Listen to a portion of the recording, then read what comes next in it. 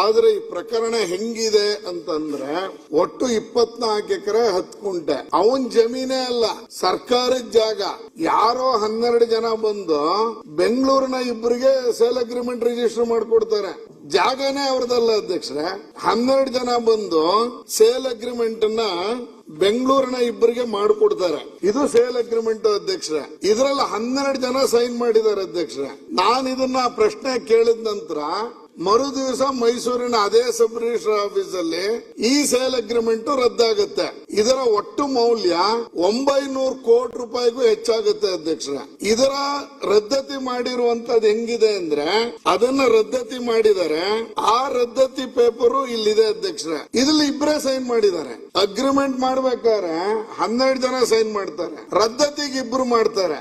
ಎಲ್ಲ ಬಾಂಬೆ ಬೆಳಗಾಮಲ್ಲಿ ಇರುವಂತ ವ್ಯಕ್ತಿಗಳು ಸೇಲ್ ಅಗ್ರಿಮೆಂಟ್ ರಿಜಿಸ್ಟರ್ ಮಾಡಿಕೊಡ್ತಾರೆ.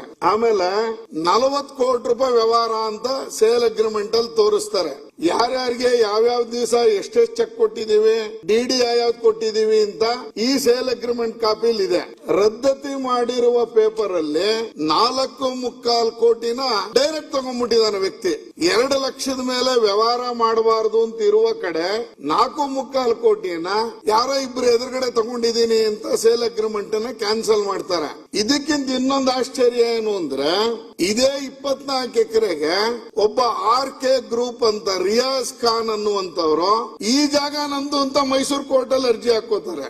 ಎಲ್ಲಿಗೆ ಸಂಬಂಧ ಅಂತ ತಹಶೀಲ್ದಾರರು ಇದು ಸರ್ಕಾರ ವಶಕ್ಕೆ ಪಡೆದಿದೆ 24 ಎಕರೆ ಅಂತ ಬರೀತಾರೆ. ಸಬ್ ರಿಜಿಸ್ಟ್ರಾರ್ ರಿಜಿಸ್ಟರ್ ಮಾಡ್ಕೋತಾರೆ.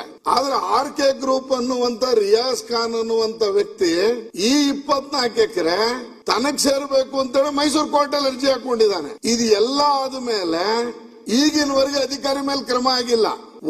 ತಹಶೀಲ್ದಾರರು RTC ಕಾಲಂ ನಂಬರ್ 9 ಮತ್ತೆ 11 ನಲ್ಲಿ RTC 9 ಅಲ್ಲಿ ಅನುಭವದಾರರ ಹೆಸರನ್ನ ಇದೆ, ಅದಕ್ಕೋಸ್ಕರ ರಿಜಿಸ್ಟರ್ ಮಾಡ್ಕೊಂಡ್ರು ಅನ್ನುವಂತ ಉತ್ತರವನ್ನ ಇವತ್ತು ಸಚಿವರು ನಮ್ಗೆ ಕೊಟ್ಟಿದ್ದಾರೆ.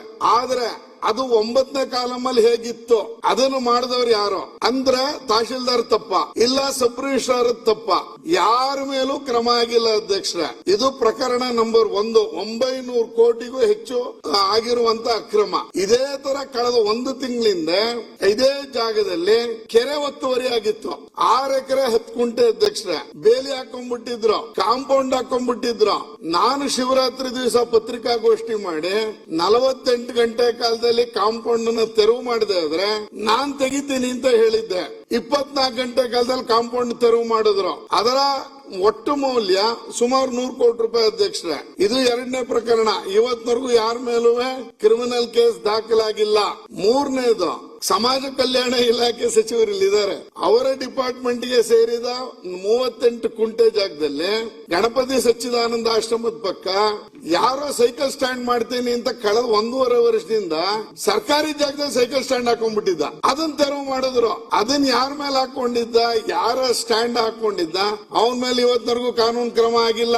ಮುಖ್ಯಮಂತ್ರಿಗಳ ತವರು ಜಿಲ್ಲೆಯಲ್ಲಿ ಈ ರೀತಿಯ ಸರ್ಕಾರಿ ಜಾಗದ ಮೇಲೆ ಅಧಿಕಾರಿಗಳು ಅಥವಾ ಅವ್ರ ಜೊತೆ ಶಾಮೀಲಾಗಿರೋರು ಮಾಡಿದ ಪ್ರಕರಣಗಳಿಗೆ ಇವತ್ತಿನವರೆಗೆ ಯಾವುದೇ ಶಿಕ್ಷೆ ಯಾರ ಮೇಲೂ ಆಗಿಲ್ಲ. ಮೈಸೂರಿನಲ್ಲಿ ವೆಸ್ಟ್ ಸಬ್ ರಿಜಿಸ್ಟ್ರಾರ್ ಆಫೀಸ್ ಇದೆ ಅಧ್ಯಕ್ಷರೇ. ಅಲ್ಲೊಬ್ರು ಶ್ರೀಕಾಂತ್ ಅಂತ ಸಬ್ ರಿಜಿಸ್ಟ್ರಾರ್ ಇದ್ದಾರೆ. XMLC ಸಿದ್ದರಾಜು ಅನ್ನುವವರ 22 ಸೈಟ್ ಅವರದೇ ಫೋಟೋ, ಅವರದಲ್ಲದೆ ಫೋಟೋ, ಅವನ ಹೆಸರು, ಅವನದೇ ಪ್ಯಾನ್ ಕಾರ್ಡ್, ಅದನ್ನ ಬಳಸ್ಕೊಂಡು 22 ಸೈಟ್ ಅನ್ನ ಯಾರಿಗೋ ಸೇಲ್ ಮಾಡಕ್ GPA ಮಾಡಕ್ ಮಾಡ್ಬಿಟ್ಟಿದ್ರು ಅಧ್ಯಕ್ಷರೇ. ಅದು ಗೊತ್ತಾಗಿ ಅವ್ರು ನಮ್ಮೆಲ್ರಿಗೂ ಹೇಳಿ ನಾವ್ ಅದನ್ನ ಕಂದಾಯ ಸಚಿವರಿಗೆ ಕಂಪ್ಲೇಂಟ್ ಕೊಟ್ವಿ.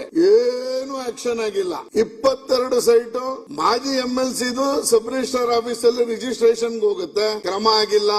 ಈ 4 ಪ್ರಕರಣಗಳು ಸರ್ಕಾರ, 3 ಪ್ರಕರಣಗಳಲ್ಲಿ ಸರ್ಕಾರದ್ದೇ ಆಸ್ತಿ, 1 XMLC ಆಸ್ತಿ. ಆದ್ರೆ ಅಧಿಕಾರಿಗಳಿಗೆ ಭಯ ಅನ್ನೋದಿಲ್ಲ. ಜಿಲ್ಲಾ ಮಂತ್ರಿಯವರು, ಮುಖ್ಯಮಂತ್ರಿಗಳಿರುವಂತ ಊರಿನಲ್ಲಿ ಈ ರೀತಿಯ ಪ್ರಕರಣಗಳು ಮರುಕಳಿಸ್ತಾ ಇದೆ. ಆ ಹಿನ್ನೆಲೆ ಅಧಿಕಾರಿಗಳ ಮೇಲೆ ಕ್ರಮಕ್ಕೆ ಒತ್ತಾಯ ಮಾಡ್ತೀನಿ. ಸನ್ಮಾನ್ಯ ಸಚಿವರು ಇಲ್ಲೇ ಇದ್ದಾರೆ, ಯಾರು ಉತ್ತರ ಹೇಳ್ತಾರೆ ಒಂದ್ಸಲ.